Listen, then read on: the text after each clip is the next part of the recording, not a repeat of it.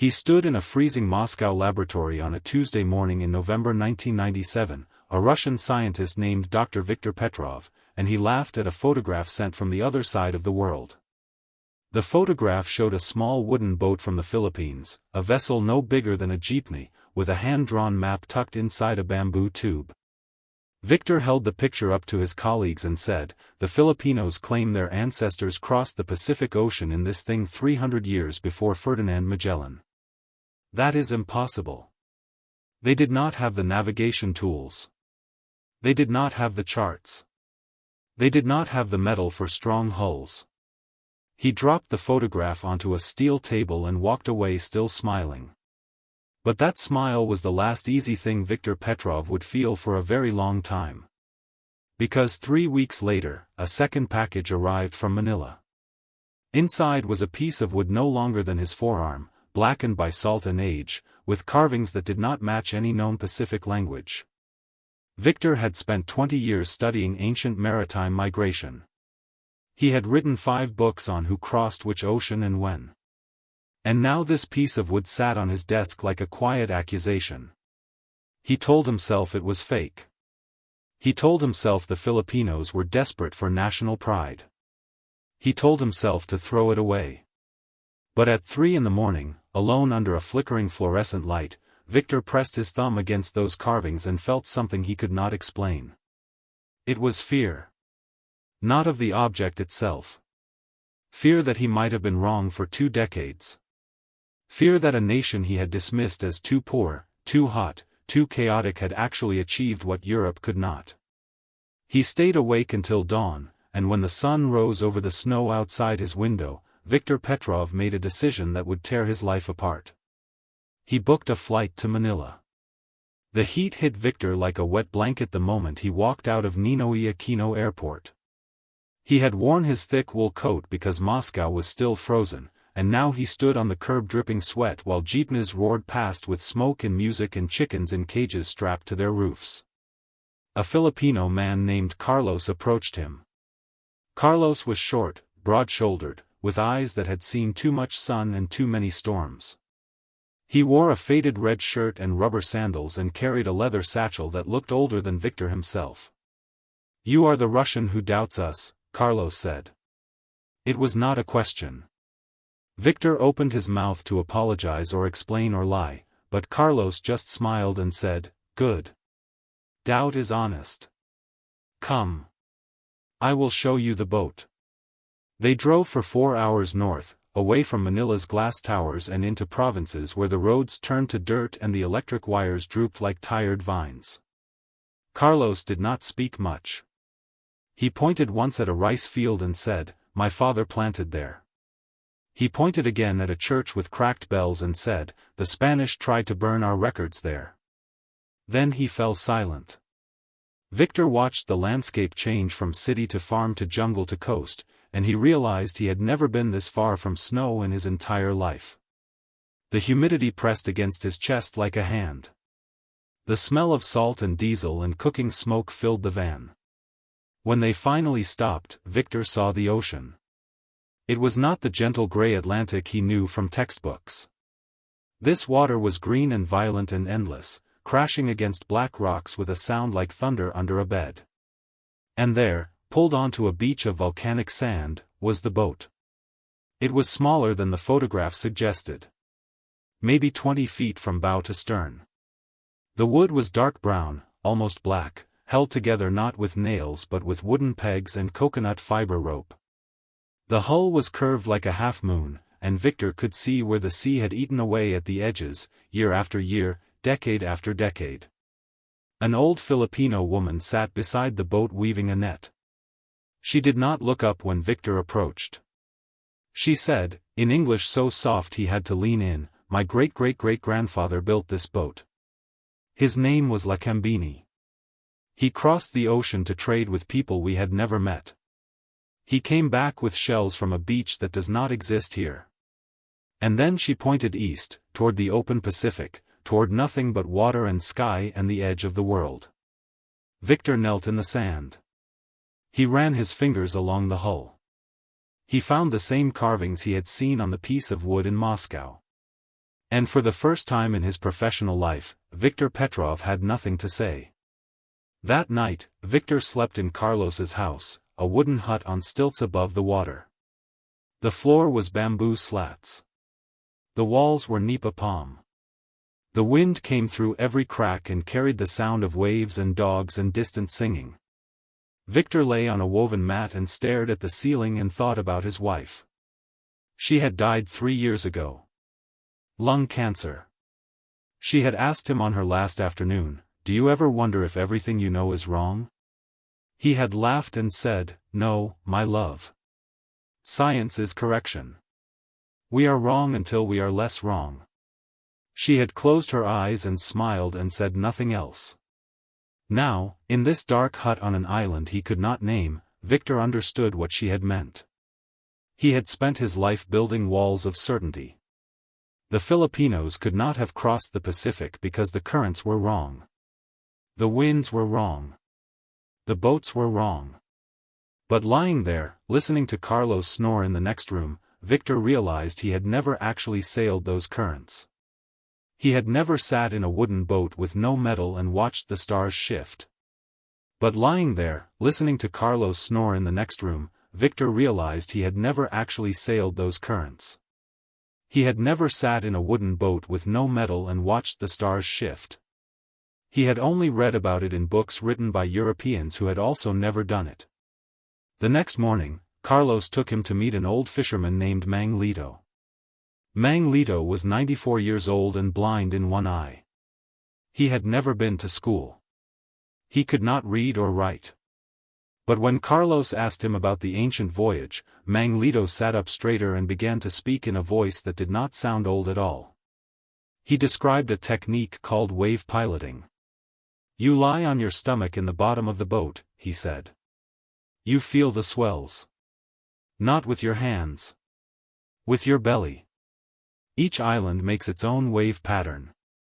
The wave hits the island and bounces back. You feel the bounce. You know which direction the island is, even if you cannot see it." Viktor grabbed his notebook. He started writing furiously. But Mang Lito was not finished. He talked about cloud colors over distant reefs. About bird flight paths at dawn. About the way a certain star sits on the tip of a certain wave. He talked for 3 hours without stopping. And when he was done, Viktor looked at Carlos and said, "This man knows more about ocean navigation than any PhD I have ever met." Carlos smiled and said, "Yes. That is why we did not need your permission to cross the sea." Viktor felt those words like a knife. Not cruel. Just true. He had spent 20 years dismissing people like Mang Lito as unscientific. As primitive. As lucky. But there was no luck in the old man's voice. There was only knowledge, hard-earned and passed down through generations of Filipino fathers and mothers who had no universities, no grants, no peer-reviewed journals. That afternoon, Viktor asked Carlos to take him to the university archives in Manila.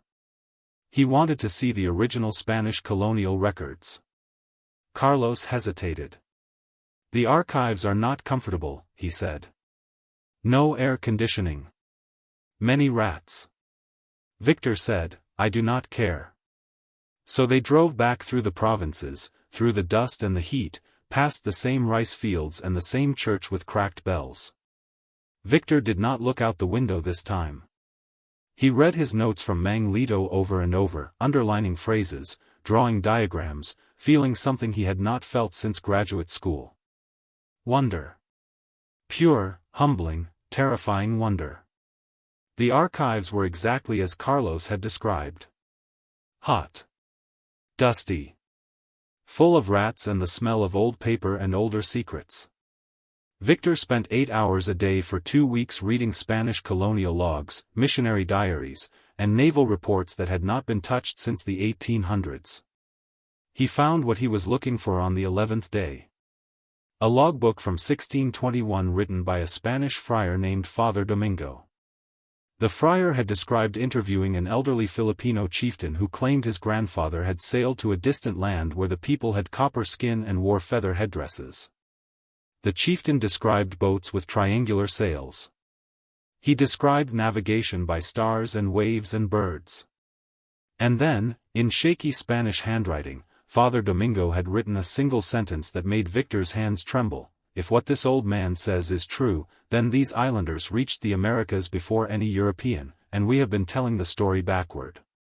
Victor sat in the darkening archive, the logbook on his lap, and he felt the floor shift beneath him. Not literally. But something inside him cracked open. He thought about all the textbooks he had written. All the lectures he had given. All the students who had repeated his certainty like a prayer. And now this. A single sentence from a dead friar, buried in a forgotten archive, that proved the Filipinos had been right all along. He called Carlos over. "Read the sentence aloud." Carlos listened without expression, then said, "My grandmother told me this when I was 7 years old. I did not need a Spanish priest to believe her." Victor nodded. He understood now. The difference between belief and proof was not truth. It was power. Victor decided to publish his findings. He wrote a paper titled Reconsidering Pre-European Trans-Pacific Contact, Evidence from Philippine Maritime Traditions. He submitted it to the most respected journal in his field. The peer reviewers tore it apart. They said his evidence was circumstantial. They said the boat carbon dating was inconclusive. They said Mang Lito's wave piloting was folklore, not science. One reviewer wrote, "Dr. Petrov has gone native." Victor read that phrase and felt something he had never felt as a scientist. Shame. Not for himself. For his profession. Because gone native was what Europeans had always said about anyone who took colonized people seriously. He revised the paper. He added more data. He included photographs of the carvings, transcripts of Mang Lito's interviews, and a detailed analysis of the boat's construction. He resubmitted. They rejected him again. This time, one of the reviewers accused him of fraud. Victor sat in his hotel room in Manila, the rejection letter in his hand, and he thought about giving up. He could go back to Moscow. Teach his classes. Pretend this never happened. But then he remembered his wife's question. "Do you ever wonder if everything you know is wrong?" And he remembered his answer. Science is correction. So Victor did something desperate. He bypassed the journals entirely. He called a reporter from a major news agency who was based in Singapore. He told her everything. The boat. The carvings. The logbook. The blind fisherman who could read the ocean with his belly. The reporter flew to Manila the next day. She interviewed Carlos. She interviewed Mang Lito. She interviewed Victor for 6 hours. And when her story ran, the headline said, "Russian scientist overturned centuries of history, Filipinos beat Europe to the Pacific." The academic world exploded. Victor's colleagues called him a traitor. His university threatened to fire him. A famous historian from Cambridge wrote an op-ed titled The Filipino Fantasy, calling Victor's work an insult to real scholarship. But something else happened too. Filipino historians, anthropologists, and maritime experts came forward. They had known this story for generations. They had just never been listened to. Now, because a Russian scientist had said it, the world finally paid attention. Victor hated that irony. He hated that his voice mattered more than theirs. But he used it anyway. He gave interviews. He wrote a book. He went on television and said, "I was wrong. The Filipinos were right. And they have always been right. We just did not want to hear them." The backlash was brutal. Victor lost his research funding. His university suspended him pending an investigation into academic misconduct.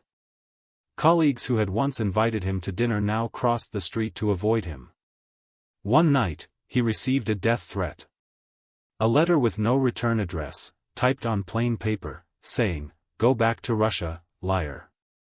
We know the truth." Victor read the letter 3 times. Then he folded it and put it in his pocket and walked to Carlos's house. Carlos read the letter in silence. Then he said, "This is what my people have faced for 500 years. Every time we tell our own story, someone tries to kill the storyteller." Victor sat on the bamboo floor and put his head in his hands. He said, "I am sorry." Carlos sat beside him. He did not say it is okay. He did not say do not worry. He just sat there, shoulder to shoulder, two men from opposite ends of the earth, both exhausted, both certain they were right, both terrified of what came next. The next month, something unexpected happened. A team of Filipino archaeologists excavated a site in the northern Philippines and found pottery that matched styles from pre-colonial Mexico. Carbon dating placed it at 1320 AD, more than 100 years before Columbus. The evidence was physical. Undeniable. Victor flew back to Manila immediately. He stood in the excavation pit, wearing rubber boots and a hard hat, and watched Filipino scientists carefully brushing dirt off shards of pottery that should not have existed. A young Filipino woman named Dr. Elena Ramirez led the team. She was 32 years old, with short black hair and glasses and the calm authority of someone who had been ignored her entire career. She handed Victor a shard. He turned it over in his palm. The design was unmistakable. It matched patterns from the Gulf of Mexico, from a civilization that should have had no contact with Asia. Victor looked at Dr. Ramirez and said, "You did this. You found the proof." She smiled. A small, tired, vindicated smile. "No," she said. "We always had the proof. You just helped us show it to people who refuse to look." Victor laughed. It was the first genuine laugh he had laughed in months. It hurt his chest. It felt like breaking and healing at the same time. The academic journals finally accepted his paper. The university reinstated him with a quiet apology. His book became an international bestseller, translated into 17 languages. But Victor did not return to Moscow. He stayed in the Philippines. He bought a small house on the same coast where the ancient boat rested. He learned Tagalog.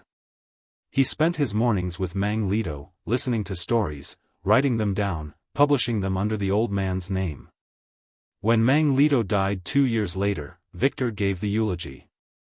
He stood in a small chapel by the sea, surrounded by Carlos and Dr. Ramirez and dozens of Filipino fishermen and their families, and he said, "This man knew more than any professor I have ever met. He knew the ocean. He knew the stars. He knew that knowledge does not live in books. It lives in hands and hearts and the stories we pass to our children. I came here to prove him wrong. Instead, he proved me human." Victor Petrov died in 2018, on the same black sand beach where he had first knelt before the boat. He was 71 years old. His tombstone, paid for by the Filipino fishermen who had become his family, reads simply, "Here lies a man who learned to listen." And in a museum in Manila, the ancient boat sits in a climate-controlled room. Filipino schoolchildren walk past it every day. Their teachers tell them the story. Not the European story. The true story. The story of a people who crossed the greatest ocean on earth with no medal, no maps, no permission. Only courage. Only knowledge. Only waves.